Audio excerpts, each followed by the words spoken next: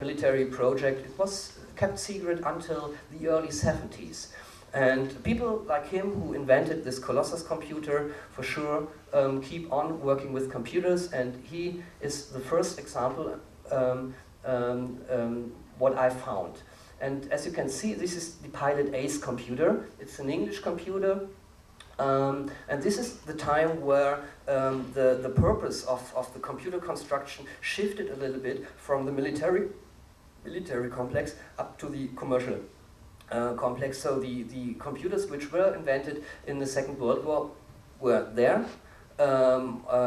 In spite the World War was over, and now the people think, what can we do with these computers? And they keep developing these computers, and they also start thinking selling these computers as a commercial product. This is somehow a new thought at this time, but this happened, and we are in this time right now. And here you can see for which purposes this Pilot S computer were used. And that's one interesting thing I want to show you here. It's impossible to, it's very small here, but I can show you a closer picture. Oops, oh no, okay, no, I'm sorry. The noughts and crosses I want to show you is programmed now at the EDSEC computer. I haven't found the noughts and crosses programmed on the Pilot Ace computer, but it's somehow very similar. And so I want to show you here, these are early monitors. This was quite usual at this time, so that there were monitors connected for debugging purposes, only to see what's going on in the registers, what's going on in the memory, what's going on in the machine, and if you have the skills, you can translate it, and you know the machine is still doing right or it's doing wrong, and then you have to change something. So this was quite usual these times, that you have, while the computer was calculating, that you have to change parts of the computer. These are usually these big tubes which were not that stable. And so these three monitors, I have a closer picture here. Here you can see it. Here you can see the pictures. So usually the monitor shows pictures like this here. So it's more or less abstract unless you don't know what it means. And what these early game programmers did are actually just hacks. So they make pictures on this debugging monitors, which makes sense for us. And that's for us, or let's say for me as a non-specialist. And here you see what's shown on one of these three monitors, and we see the game of noughts and crosses and tic-tac-toe. And yeah. Let's step into it. Let's play it.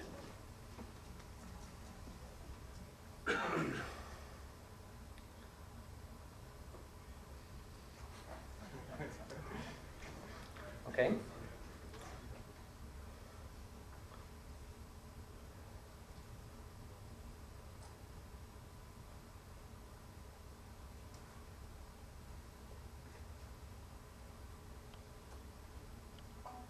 Oops. Why does this do it? Oops, sorry.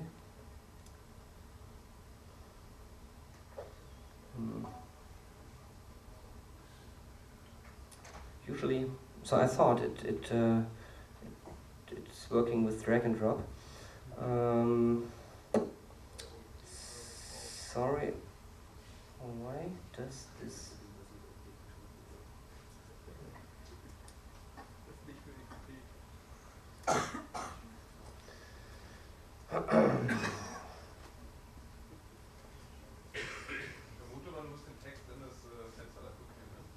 Muss was? Also den Text aus dieser Noughts and Crosses Textdatei in das Fenster da oben einkopieren. Das kann natürlich auch sein, dass ich es mit Kopieren machen muss. Falls das auch ein Eingangsfenster ist, das steht aber Output.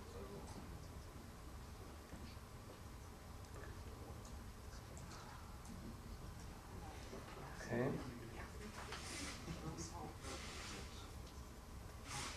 kopiert nicht. Ich bin mir ziemlich sicher. I'm pretty sure that it's working with drag and drop. So here you see the program.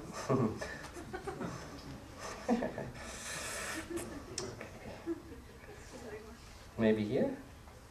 Ah, maybe this? Yeah, I got it. So here you can see what these monitors usually show when the computer was calculating. And there you can see how long it needs to load the program. Yes, for sure. Sorry. I can't make it bigger, so. So now it's after, yeah, so I can start. So I dial, this is the input interface. Here. So I start, and so the field right below is the 1, and the field left above is the 9. So I start with right. Okay, I have the crosses, and he has the noughts. Don't know. So okay, then I try here. This one. This must be the 7. All right. So now I must enter 6. Now 8. Okay, and now 3, and it's a drawn game, which is quite usual if you play noughts and crosses.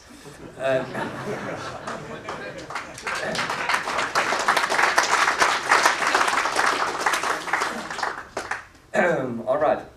So this is, I think that gives you a good impression under which circumstances and these early game programmers programmed games. And this is also a game. It was used as a fun game from the scientists who work with these EDSEC computers. It's also an English computer, but it was programmed not only because of entertainment purposes. All right, then we come to the next story.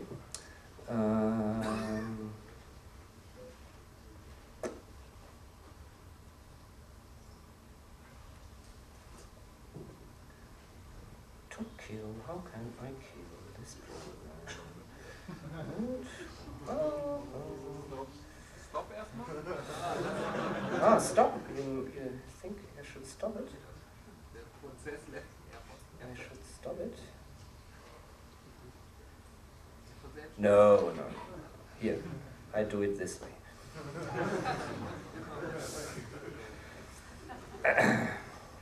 Okay, so now we come to the second aspect, and this aspect is business.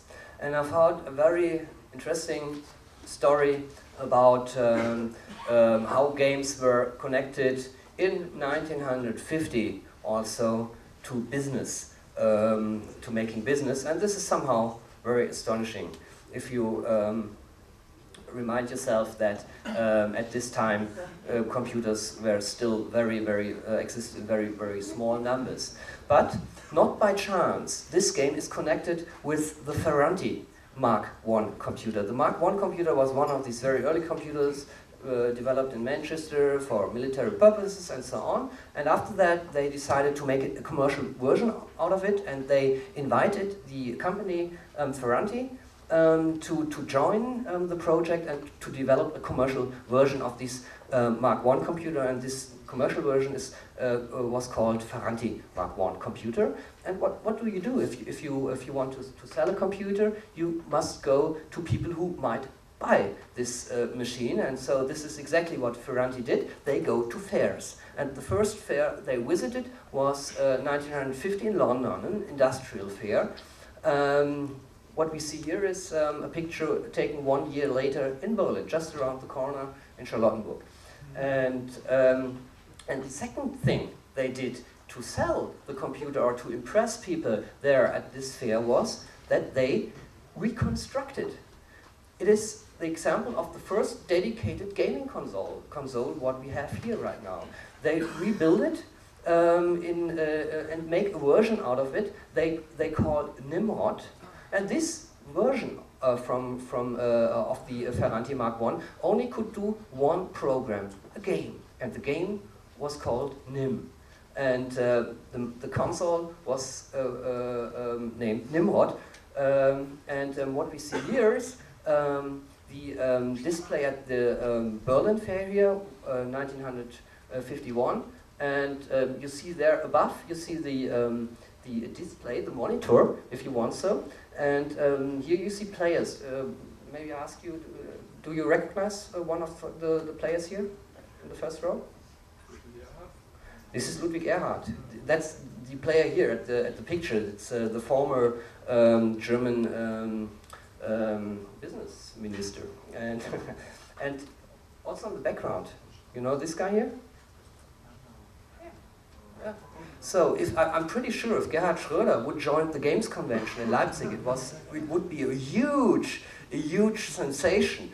But then at the beginning, it was somehow usual that at the very first games, so the most important people in Germany have a match against this computer. And I show you the game. It's a traditional game of matches. And so they chose this game because it fits very well into their needs. And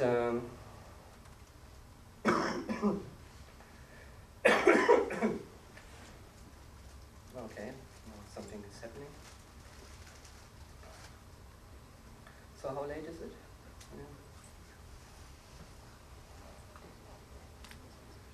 Wie viel? Ja, das ist gut. Das ist gut. So, why this is done? So, what's the problem here? What's the problem here? It should work.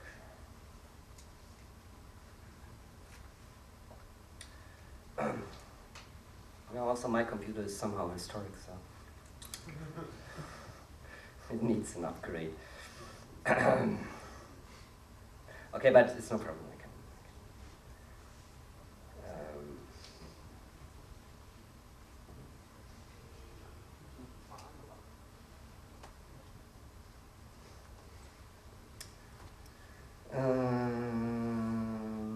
Now I show you my hard disk. I think it's not very interesting.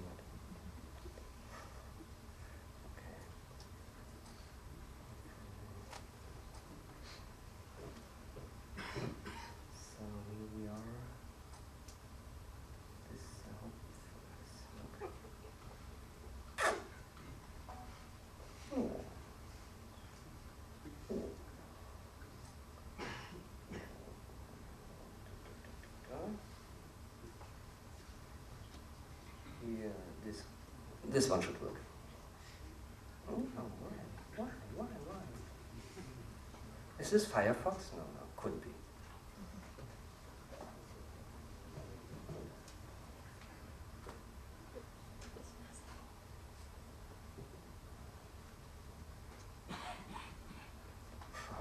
Now I do something.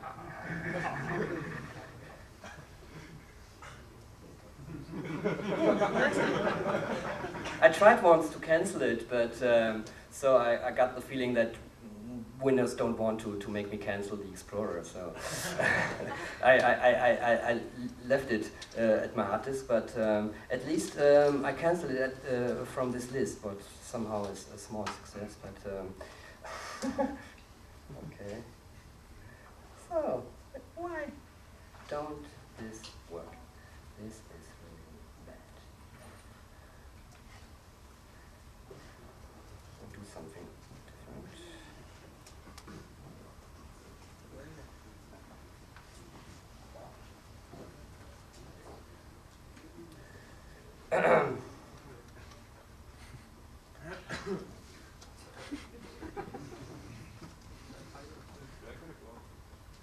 I don't give up.